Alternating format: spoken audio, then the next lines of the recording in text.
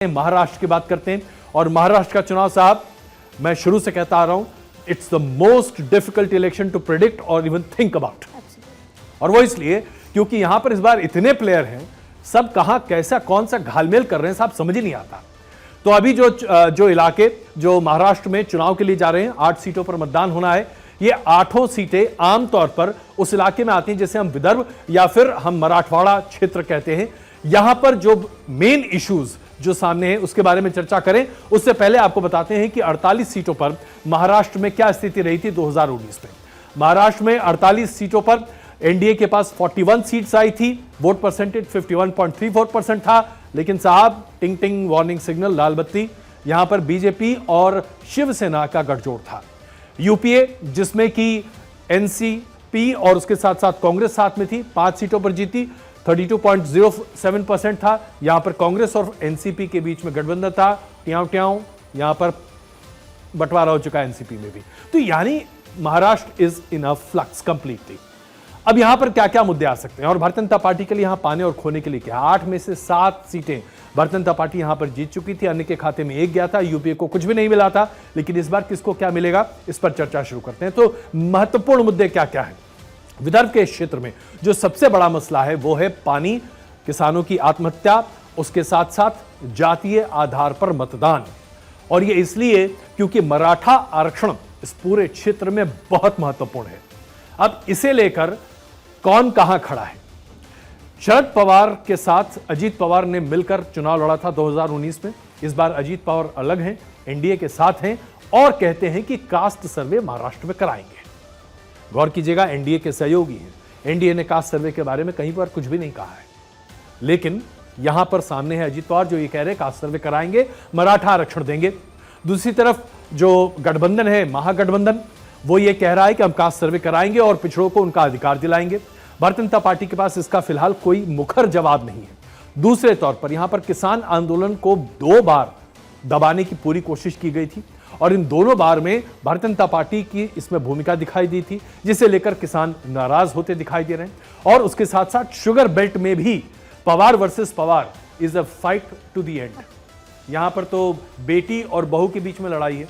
तो जाहिर सी बात ही अपने आप में बड़ा महत्वपूर्ण है और कुल मिलाकर देखा जाए तो इस चुनाव पर अदिति सबकी नजरें भी होनी चाहिए। बिल्कुल सर। अब विदर्भ की बात कर लेते हैं। अगर लेमैन वाला कोई आंकड़ा दें तो विधानसभा चुनाव में विदर्भ में भारतीय जनता पार्टी 2014 के बाद से मोदी इंपैक्ट रहा है विदर्भ में, इसीलिए विधानसभा चुनाव में 60% बीजेपी के पास सीटें आई थी। पॉजिटिव बात कर लें तो फर्स्ट टाइम वोटर, युवा और महिलाएं नरेंद्र मोदी के उस करिश्मा से अभी भी बहुत ज़्यादा उत्साहित हैं। और सबसे बड़ी बात है कि अगर हम उसके अलावा जो नेगेटिव्स की बात करें तो स्प्लिट जिसकी आप जिक्र कर रहे हैं, पहले कौन सा शिवसेना साथ था, अब शिवसेना स्प्लिट हो चुकी है, ठीक वैसे ही एनसीपी स्प्लिट हो चुकी है। तो दोनों में ही संगठन की उतनी मजबूती नहीं है। और एक इंटरनल बैठक हुई भारतीय जनता पार्टी की, उसमें जिक्र हुआ कि महाराष्ट्र में भी हमारा वोटर बाहर जब तक नहीं निकलेगा वोट नहीं कराएगा। और फिर सबसे महत्वपूर्ण बात है नवनीत राणा की। नवनीत राणा का वो बयान, भारतीय जनता पार्टी की इंटरनल पॉलिटिक्स बहुत कुछ कहती है कि महाराष्ट्र में पॉलिटिकल पार्टीज क्या सोच रहे हैं। देखिए, इसमें कुल मिलाकर देखें तो महाराष्ट्र में इस बार इसलिए भी घालमेल बहुत ज़्यादा है। अशोक चौहान को इसलिए राज्यसभा की सीट दी गई क्योंकि भारतीय जनता पार्टी को लगा कि इसके आधार पर मराठा वोट बैंक उनके पास आ सकता है। अशोक चौहान के पिता मराठा राजनीति के एक बहुत ही बड़े भूमिका के किरदार के तौर पर सामने देखे जाते रहे और बहुत ही रिस्पेक्टेड फिगर रहे।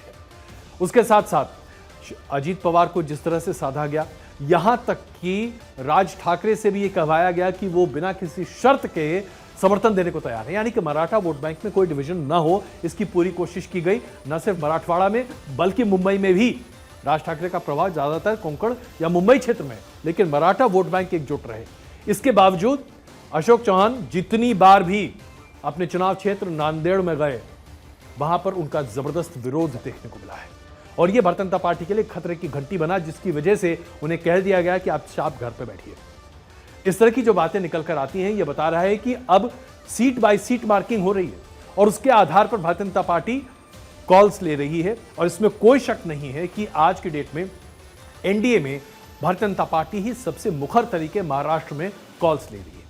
भारतीय जनता पार्टी की उम्मीद थी कि 48 सीटों में से कम 40 सीटें उसे हासिल करनी ही है और यही वजह थी कि भारतीय जनता पार्टी ने महाराष्ट्र में इतना बड़ा चेंज इफेक्ट भी किया जरा सोचिए, शिवसेना को तोड़कर 2 फाड़, एनसीपी में 2 फाड़, सबको अपने साथ जुटा लेना और विधानसभा के चुनाव जो कि करीबन 4-5 महीने बाद होने वाले हैं, उसे लेकर बिल्कुल भानुमति का कुनबा बना लिया है भारतीय जनता पार्टी ने।